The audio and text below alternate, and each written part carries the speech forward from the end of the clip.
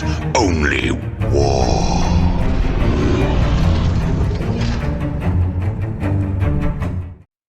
What is up, gents? 40k Dirtbags here, world top 40k player and a Recon Marine Keevil, bringing you a new battle report.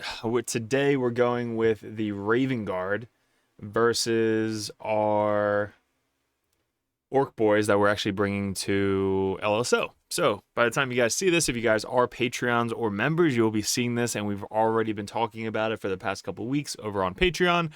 This is going to come to you guys first because you guys support the channel and grow the Dirtbag Nation and are a part of the Dirtbag Nation. So if you guys want to support the channel, if you guys are new here, we were #1 Grey Knight player in the world, Chaos Space Marine player, and Death Guard. Right now we're #1 Ork player, I believe, in the United States. So a lot of competitive battle reports. We have another Dirtbag on the channel, Matt DeFranza. He was actually world top 40k player a couple years ago. Had some kids, awesome kids. And trying to get back into the game in 11th edition. So we're bringing him back, and he's crushing it already on the tabletop. He's running Raven Guard, which is basically his main army.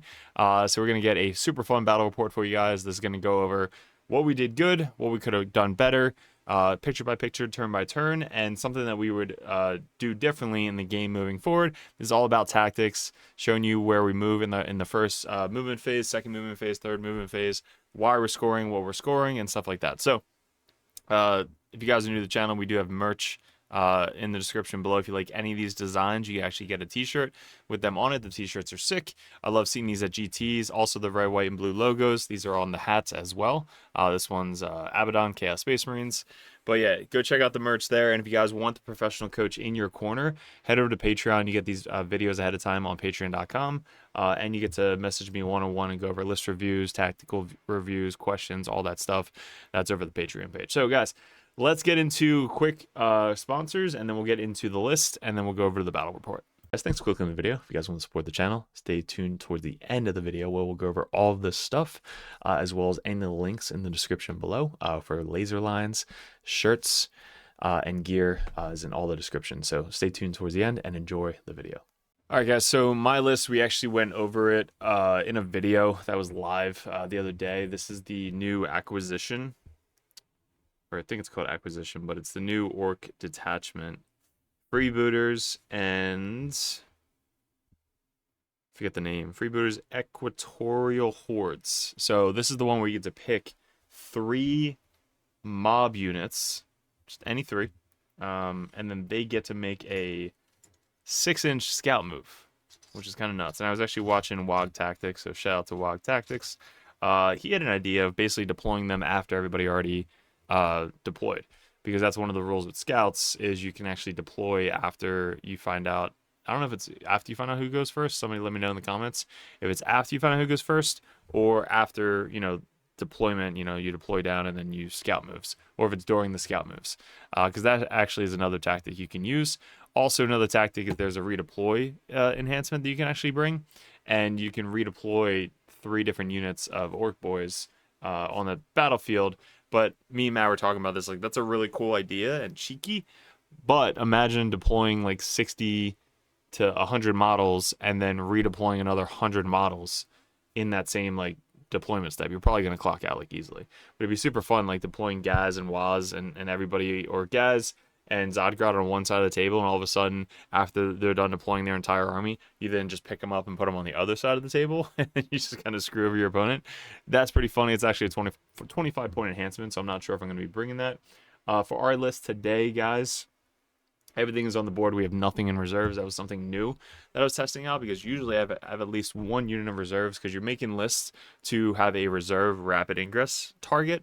This list doesn't have one right now. I really want to get that emphasis of just like pushing everything forward as soon as possible, especially for units that I'm not really going to be fearful of getting shot turn 1. So Tal might be a little bit different, but we have to test that out.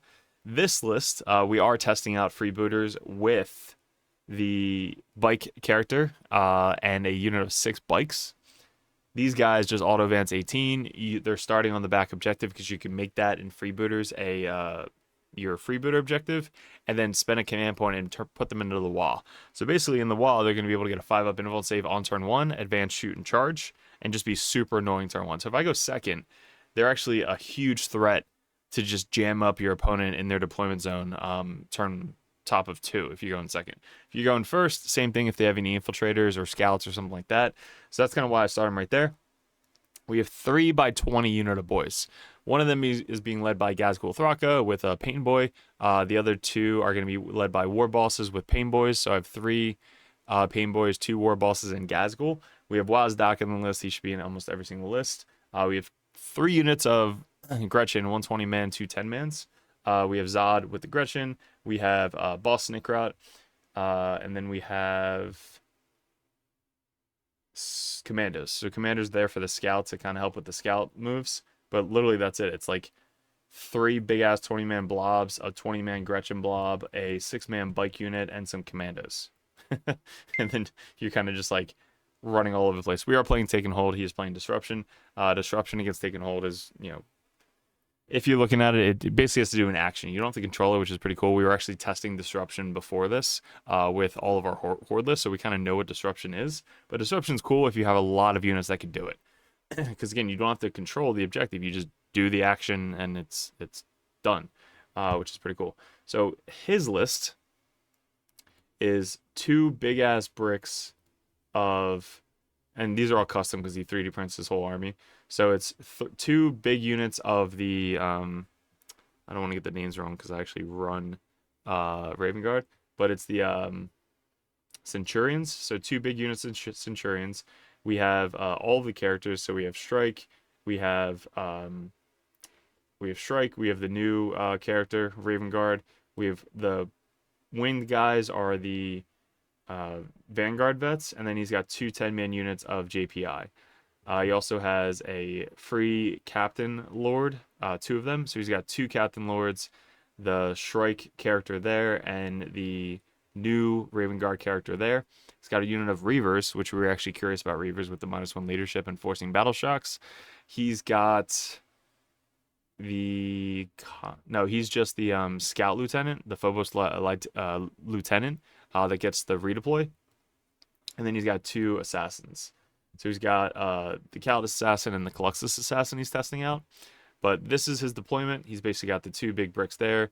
He's got the big Vanguard vets there, JPI back there, Assassin back there, and everything else in reserves.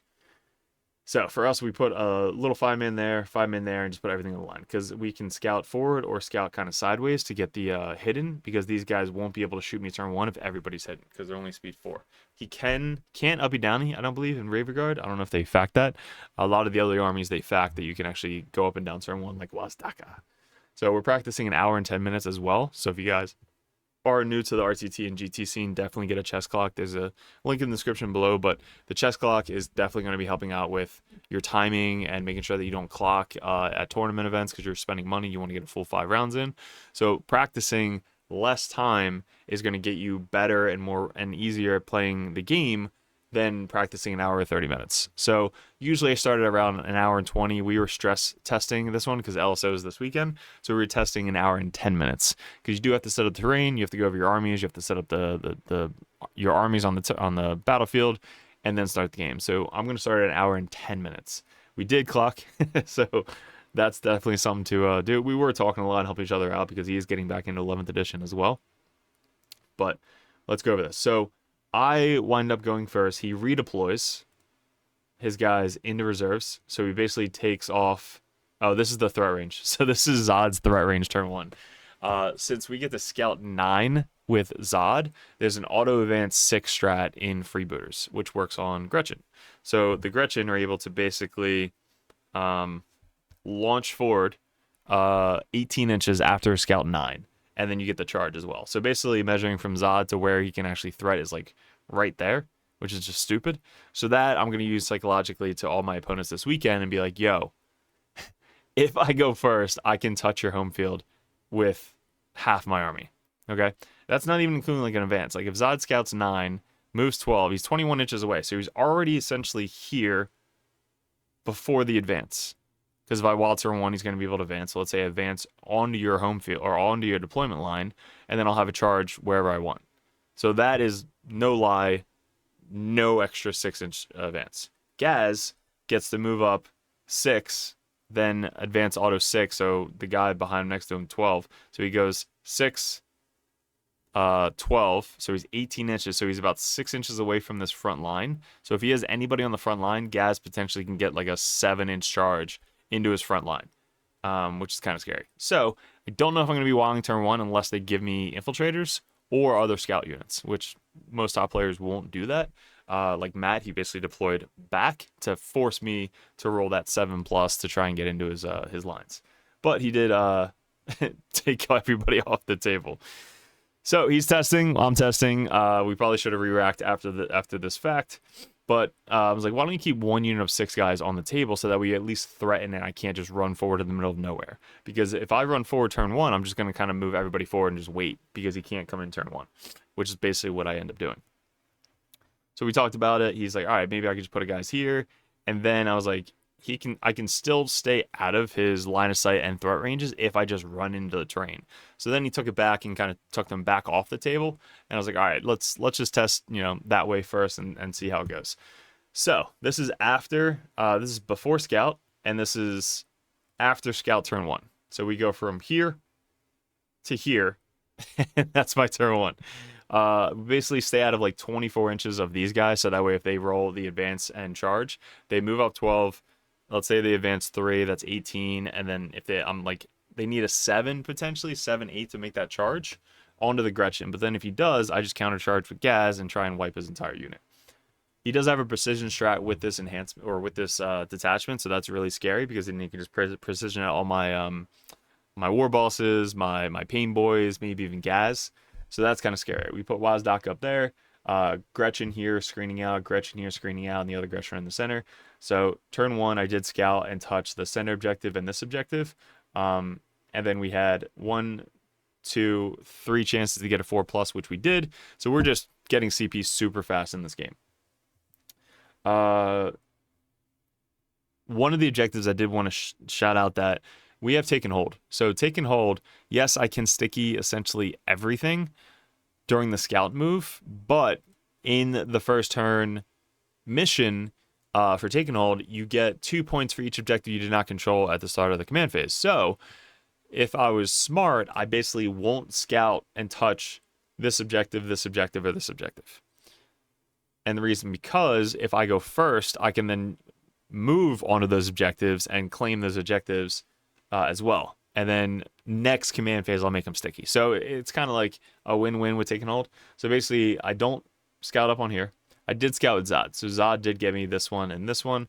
And then this one, I kind of just ran forward. So I got 2 points on turn 1. I should have got 6 if I wasn't so greedy. But yeah, this is the first time running taken hold with this list. So that was super cool. We ran these guys up. They're towing the center because if I make the center the freebooter thing, I can put these guys in wall without calling a wall for the army. So I can just spend a CP on these guys to auto advance 18 and just charge whatever came in from reserves and have a 5 invuln save and save the wall for like turn 3 or 4. So that's why you always want to kind of put them on an objective to make sure that they can wah. Same with Gaz, and then these guys can auto advance 6 if needed. But moved everybody forward.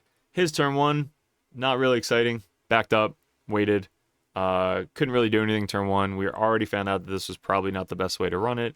He should have started more on the table to kind of like threaten me, because then I had to stay maybe a little bit further back. And if I do commit, I'm committing and I could fail. Like I could roll double 1s, I could roll 3 and I need a 4, and then my unit's kind of just like up in the air for him to move up and precision me. So that's kind of what we went over for deployment, is like you don't want to just kind of take everybody off the table, especially against an opponent that can screen out and somebody that has enough bodies to screen out, which is basically what happens for the first 2 or 3 turns of the game. So that's his turn 1. Turn 2, we run forward the commandos to kind of push him back a little bit further because they can't deep strike with an 8. And he's looking for a rapid chance as well. So I run these guys forward. I keep everybody back a little bit. My mistake here was putting this guy in shooting range, because now he has basically some chances to shoot these guys without me pulling the leader. So the leader should have been a little bit further back, probably right here behind the dense cover to get a 12-inch 12-inch hidden, or just completely off the terrain behind the terrain. Just because if this guy's here, he can just line up 15 to this war boss and shoot 2 units at the war boss without me moving it. So that was a mistake there with positioning. Zod moves up to here because I'm not really worried about Zod getting shot or charged this turn. Everything else is like hidden, and he can't really get to hidden 15 where he's going to land back here. So I was pretty safe. That's why there's like a little bubble here, because that dice is pre-measuring. If he rapids down, moves up 4, I'm outside of 15. So I'm outside of 19 after his movement or before his movement. So you can pre-measure all this to kind of plan out, and you and your opponent are agreeing on this, so that way there's no argument after he moves down. Then these guys move up, and I can't put everybody in hidden. I don't know if I should have put these guys here, because he did kind of wipe out the squad pretty easily because these guys weren't hidden.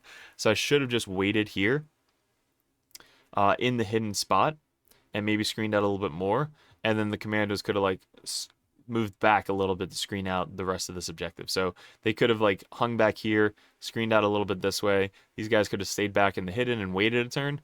And that was probably another mistake. These 2 guys out in the open, there's no hidden. So that testing that definitely fucked that up. Well, I was backed up and screened out all back here.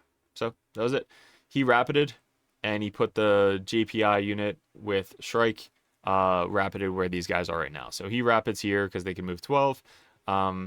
He can't move over me because of the flying rule now. So you're -2 movement if you're moving over enemy models. So he has to go kind of around, which helped a little bit, because if he were to fly over, I don't know if he could, because if you're landing outside 8 inches of whatever and then you fly over a model, you can't end within 2.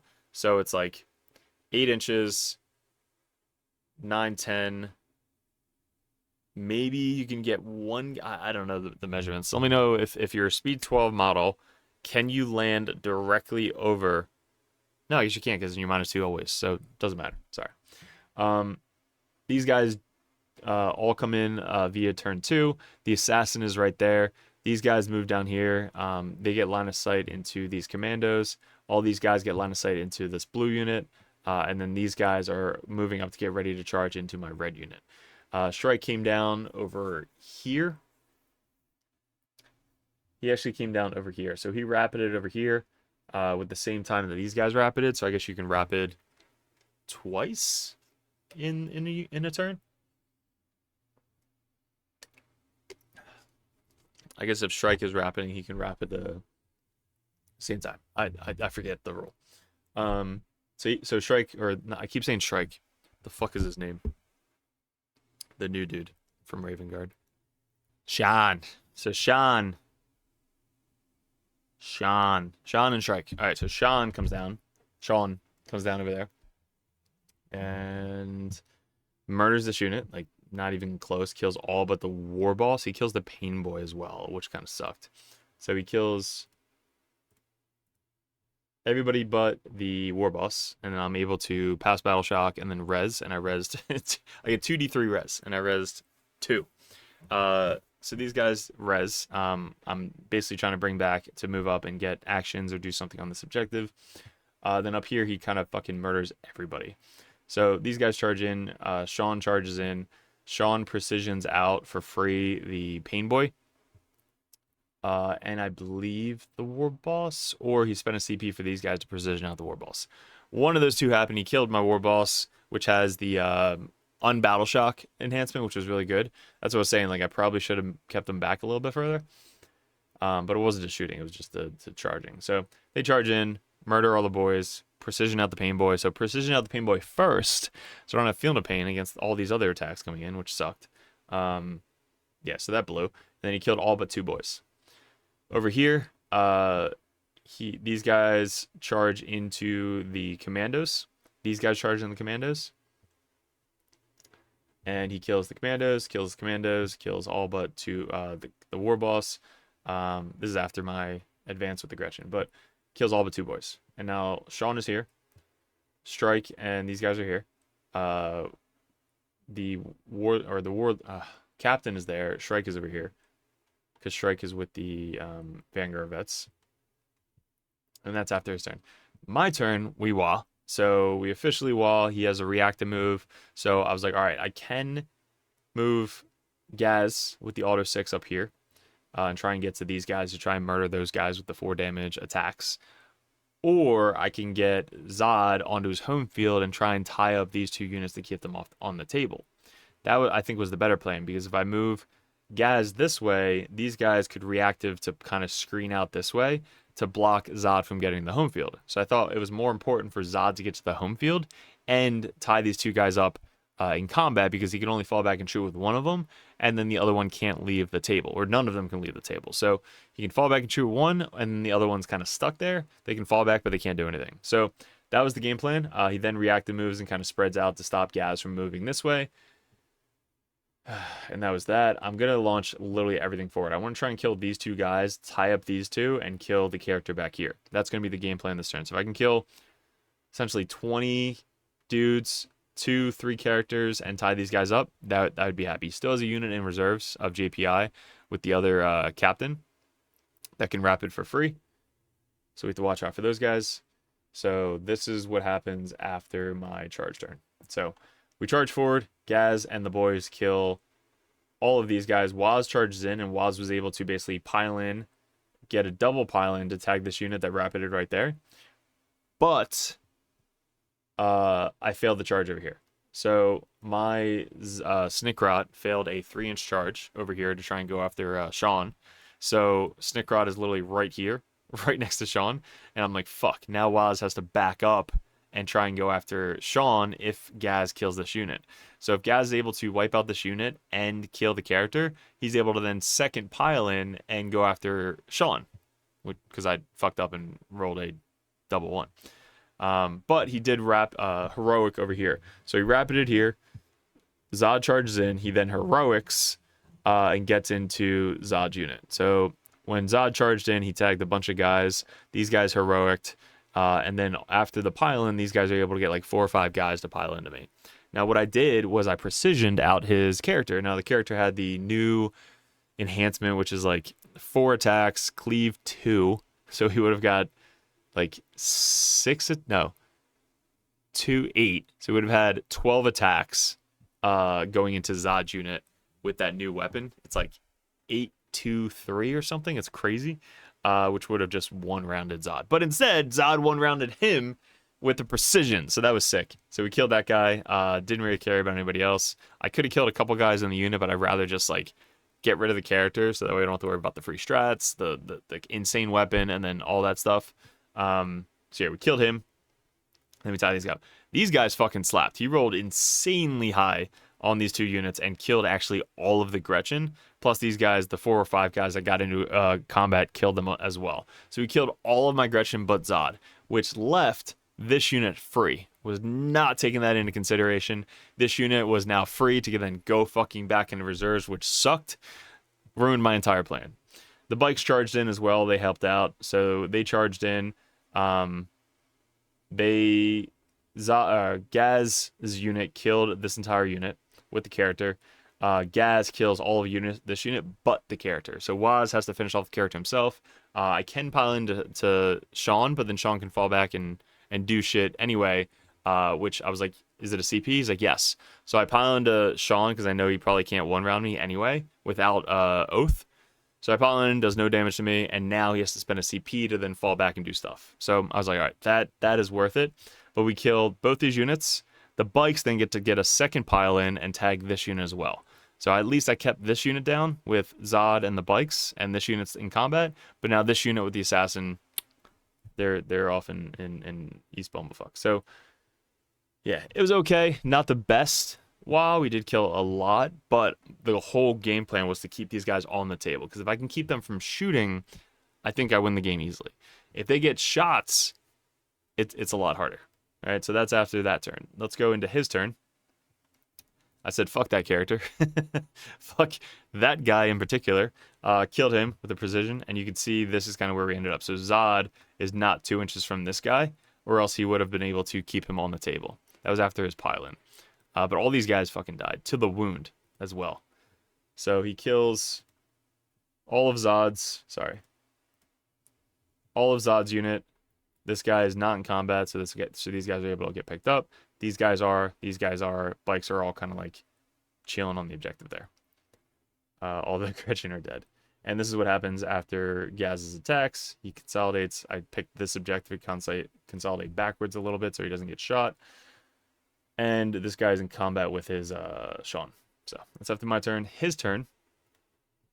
Like I said, he picks up these guys, brings them back down here, has a straight fucking line of sight into Gaz by himself, which these guys should not fucking be here. They should be still stuck in combat over here. If they fall back and shoot, these guys could have fell back and shot. But that's only 1 unit of shooting, not 2 units of shooting. 2 units of shooting wipes out Gaz unit pretty easily. So these guys fall back. I could have reacted move these guys to go 6 inches in any direction. I was like, there's really nowhere for them to move because he's going to get shots on them anyway. And Zod's still stuck in combat with these guys. The Reavers come on down here to do an action. Shrike, I think, comes in over here. He falls back. The Assassin Calyxus comes down and does the action here. So he does the action, and the other lieutenant walks in over here. So he's got character, unit, and Reavers. So that's after his turn. He murders Gaz unit. I do have the Pain Boy left. I messed up the positioning of Makari. So Makari's all the way out here. Makari should be 2 inches away from the Pain Boy, which is then 2 inches away from Gaz. So that's where I fucked up the alignment, because Makari's all the way over here, which means after the end of my turn, he's out of positioning, so Makari just dies. If Makari's alive, this unit is almost impossible to kill late game. But I messed up positioning. Makari was here. He then died. I spent once per game bringing guys back, so he was able to bring back 3 dudes. I brought back the Knob and 2 guys.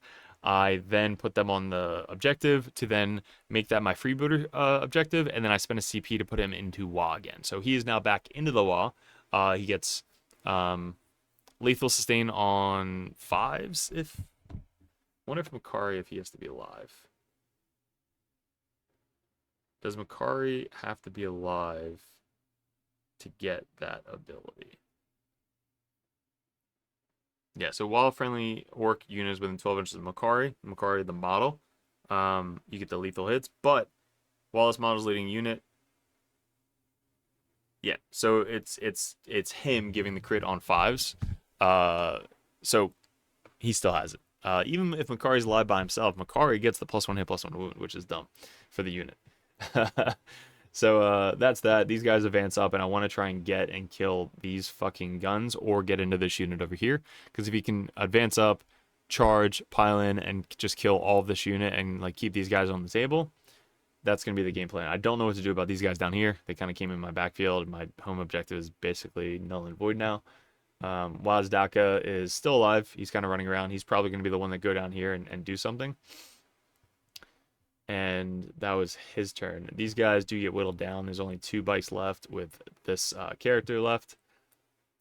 And then this is going into my turn. So my turn, these guys just kept making boys. So I made like 3 or 6 more boys. So I made 2 first, and then I made 5 more. So 5 more boys got made. They move up. They charge the Reavers. I'm going to then pile and consolidate into these guys to tie them down. Wazdaka moves up to go after the assassin, kills the assassin. Snickrot's still alive. Shrike is still alive, or Sean's still alive. I have my war boss here. Gaz did make the advance and charge, and he wiped out this entire unit up here. So now all he has left is the big gun unit, Reavers in combat, and then the Phobos captain, and the I did kill the character, I think, with the assassin died last turn to, I think, the bikes, honestly. Yeah, the bikes, like, a turn before killed the assassin. And he's got this guy. So we had to essentially rush it, because, like, the last turn we were running out of time with the store. But yeah, we both clocked, so we were just having fun. And this is where we ended up. So at the end of the game, we talked it out. I think this guy would have moved up, got the objective, done the action. These guys stole my home field. I don't think I have a final shot. So these guys did fallback, shoot, and charge, kill the home field. Sean moved up, grenaded, charged, killed all these guys.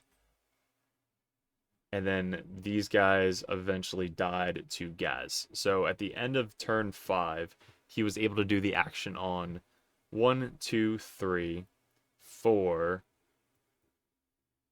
5. So he did all 4 objectives, and then one of the maybe one or two of the extra actions. So it's like 5 points for each objective, and then the extra actions were 2 points. And then if you kill a unit on an objective that is death trapped, you get an extra 3 points. So end of the game, we finished up 100 to 73. So 100 for the Orks, 73 for the Raven Guard. For our primary, we had 4 turn 1, 15, 15, 15. So I think it was pretty easy to take Takenhold when he didn't have anybody on the table turn 1 and 2. So we had 15, 15, 15, and then 4 turn 1. So we had 45 out of 45. And then for the secondary, we had 5 turn 1, 5 turn 2, 13 turn 3, 12 turn 4, and then a sweet 10 on turn 5. So we had 45 out of 45 for secondary, so 100 for primary. For Matt, Death Trap, you kind of score either really quickly or you save it all for the end and score really quickly, or score towards the end. So he had 0, 0, and then 7, 15, and then 11. So he had 33 out of 45 without really trying the primary, which is insane, because if Matt would have like played this again and done really early scoring pretty easily, he would have probably got 45 out of 45. And then he had 30 out of 45 for secondary, even though he only had 3 or 4 units left on the table at the end of the game. He had 2 turn 1, or 0 turn 1, 0 turn 2, 10 turn 3, 10 turn 4, and then 10 turn 5. So he basically at one point had 6 secondaries. He probably could have got rid of 1 or 2 of them early on to get an extra CP, which actually came up in the game once or twice, where if he would have had 1 extra CP, he either would have lived, he would have been able to do a fallback and charge, or do a precision. Any one of those times would have been crucial for that specific moment. So CP management was definitely huge in this game.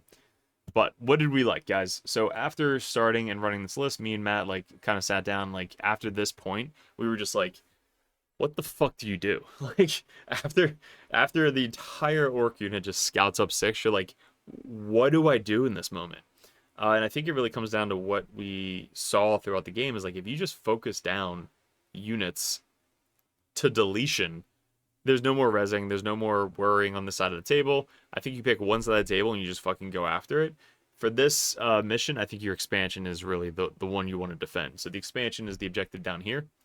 And that's the one you want to kind of like put your big FU unit in to kind of like do that. You can put one in reserves to rapid ingress them.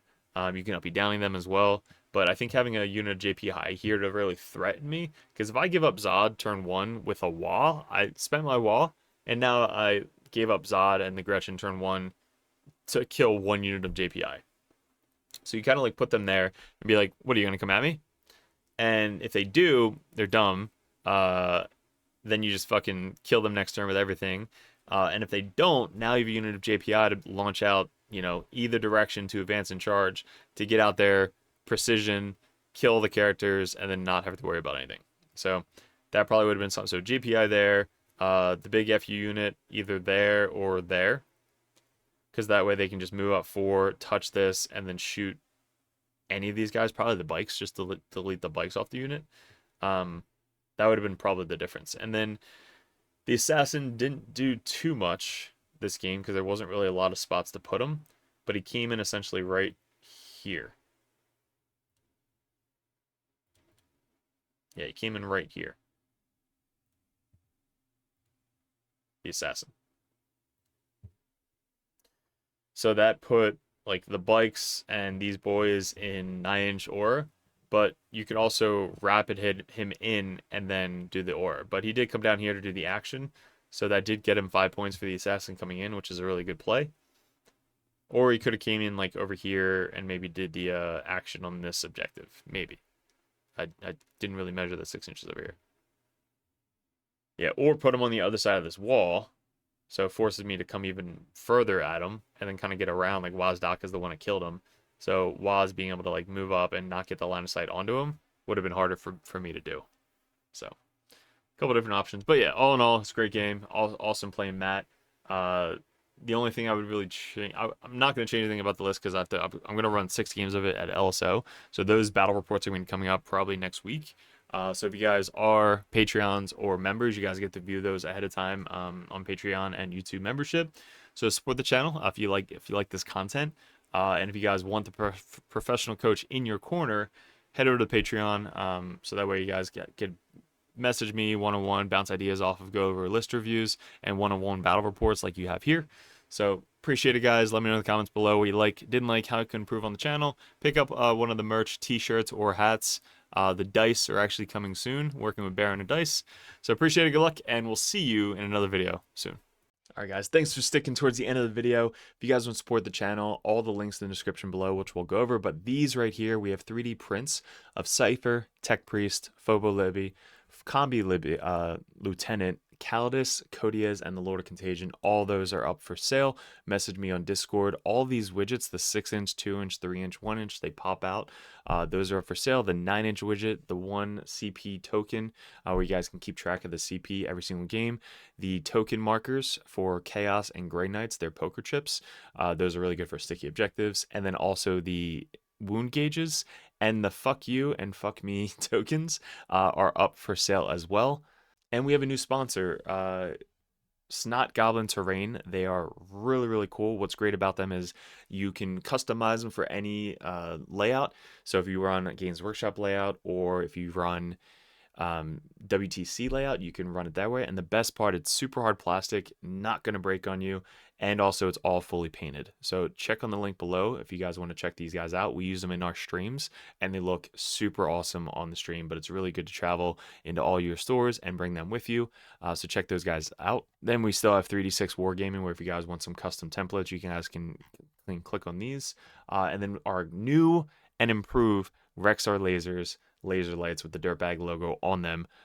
These guys are at a lot of local GTs, especially in the Texas area, but these lines are, or these lasers are rechargeable.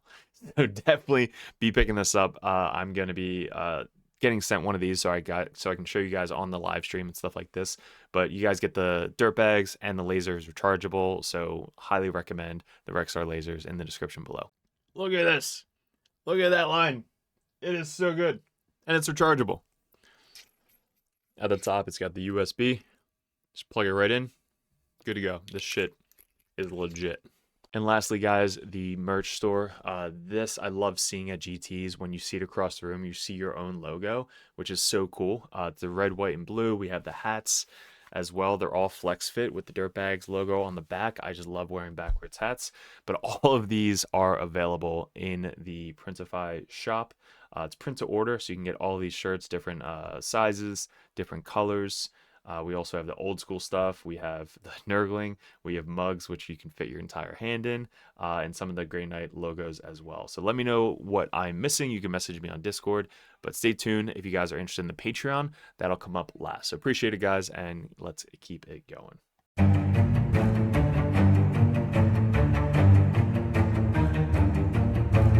What is up, gents? 40k Dirtbags here. If you guys are interested in joining the Dirtbag Nation over at patreon.com, you get a bunch of perks. What we did in 2024 was we really expanded. I had traveled a ton and I played my ass off in 40k. Right now we're ranked #1 best player in the United States on ITC rankings. We were the #1 Chaos Space Marine player in the world this year in 2024. 2 years ago, we got ranked #1 Grey Knight player in the world, and this year we're probably going to go into Death Guard, hopefully when the new Codex comes out, or Emperor's Children. But you guys, if you guys want that head coach or that coach always in your corner, just to ask questions, bounce ideas off, that's what the competitive Dirtbag and the Dirtbag Nation is all about. If you guys want to support the channel, you head over to patreon.com. You can join the Just a Car tab, which is $5 a month. You guys get access to the Discord Patreon tab. You have to be a patron to get into that Discord, and also I'm always there. All the other coaches are there. Basically, it's just such a good community over on Discord that you guys get specific access to it that only Patreons can get.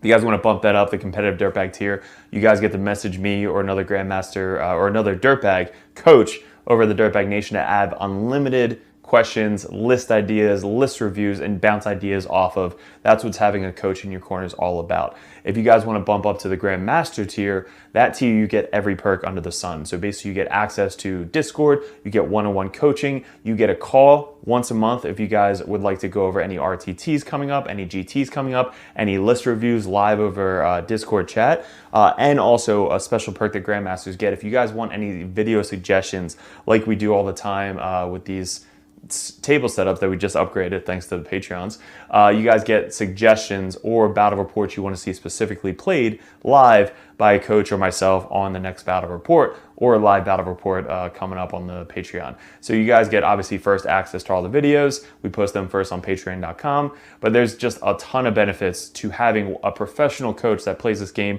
all the time at the very, very high competitive level in your corner at all times. And that's really what the Dirtbag Nation is all about, getting you guys better at 40K, the basics, and being good in your community. So if you guys want to support the channel, I really appreciate it. Couldn't have done it without you guys in 2024, 2025. I am super stoked for, super excited for. If we really want to get a bigger studio going, that is going to be my focus in 2025, is really growing the community on YouTube and Patreon specifically. So thank you so much for 2024, all my Patreons. If you guys are interested in joining and want that coach in your corner, head over to patreon.com and support the channel.